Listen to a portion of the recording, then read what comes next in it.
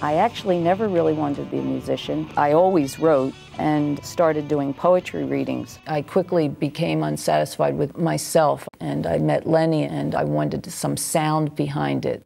Merging a few chords with poetry, so to give the people something universal, a Bo Diddley beat, the beat of Gloria.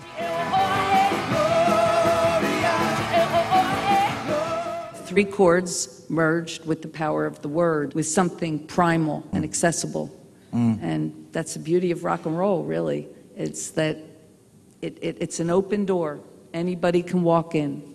Johnny wanted to move, but the movie kept moving as planned. The territory between the stage and the people is a very thin line. And I like to be able to cross over. And I like the people to cross over it, at least mentally. I don't like feeling separated from the people. Her first single was, the B-side was the song Piss Factory, which is actually a spoken poem. And I have to tell you that I worked at the Piss Factory. I could relate exactly to Patti's experience. She writes about getting in trouble for doing the job too fast. I was just trying really, through my language, through my improvisations, and through the rhythm of my band, to remind people of the rawer roots of rock and roll. I probably came to her music sometime after the release of Horses. I certainly remember sitting in my room in high school and looking at it, at the cover, which is just an astonishing photograph, that blend of assertion and toughness, and at the same time a sense of vulnerability. My mission is to communicate, to wake people up, to give them my energy and accept theirs. You know, as Bob Dylan said, she's an artist. She's got everything she needs. She don't look back. And that's the way it is for people who are artists. You're just on to the next thing. That's Patti. What you see is what you get. Patti Smith really embodies the spirit of Bryn Mawr, because she really is a true example of a strong woman who doesn't need to conform with society. We're a bunch of people who really are not afraid of expressing our opinions.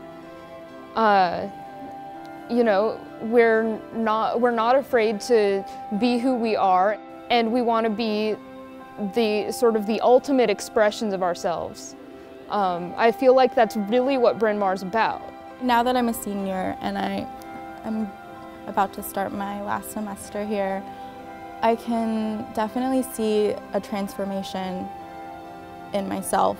I'm definitely not the type of woman I thought I would be when I was younger. I never really thought about anti-oppression or challenging, like really, social constructions, and learning about them, and then thinking about how in my everyday life I can battle against them. Patti Smith can be seen as a Bryn Mawr woman because of her ability to take her own passion, her own work, take it to the next level, transform it, create this connection with so many different people from so many different decades, and then find a way so that those people can really express themselves as well, and just keep this type of wave continuing on. She's just fearlessly herself. That's the kind of person I want to be. To not really worry about others' impressions, to be myself. My favorite Patti Smith song, it's really hard to choose just one, but one I've been listening to a lot recently is Constantine's Dream. All is life, all is art.